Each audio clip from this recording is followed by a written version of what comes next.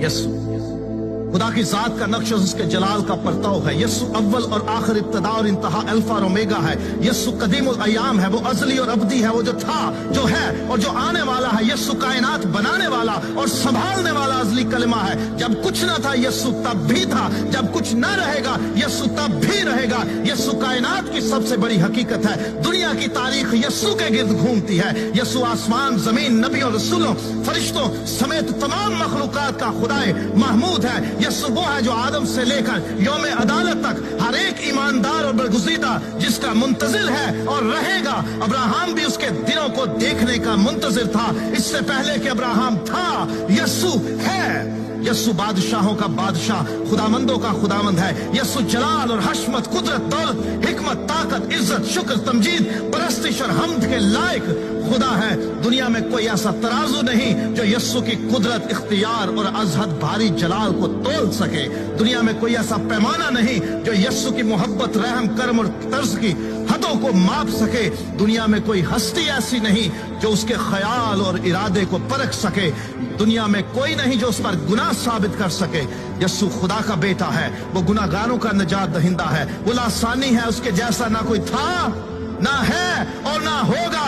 वो कमजोरों की ताकत, गरीब, यतीम और बेवा के हक का मुहाफिज है। यसु आजमाइश में फंसे हुओं का मुस्तैद मददगार है। वो तो आग की भट्टी में इलाहजादे की सूरत उतर जाता और बचा लेता है। वो बीमारों को शिफा देता, अंधों को आंखें देता, गूंगे बहरों को बोलने सुनने की ताकत देता, लंगड़ों को चलाता, मफलूजों को बहाल करता, बदरूहों को निकालता, कोरियों को पाक करता और मुर्दे जिंदा करता है। वो कहे तो पानी मैं बन जाता है, वो हुक्म दे तो समुंदर, तूफान, आंधियां थम जाते हैं। वो कहे तो दरख्त और पहाड़ जगह छोड़ दे।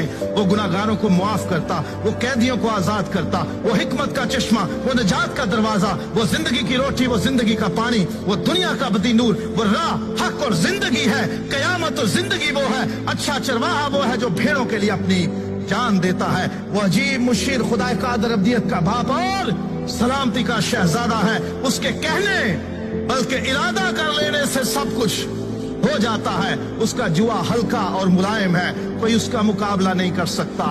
कोई उसका वजूद, उसका ख्याल और उसका नक्श मिटा नहीं सकता।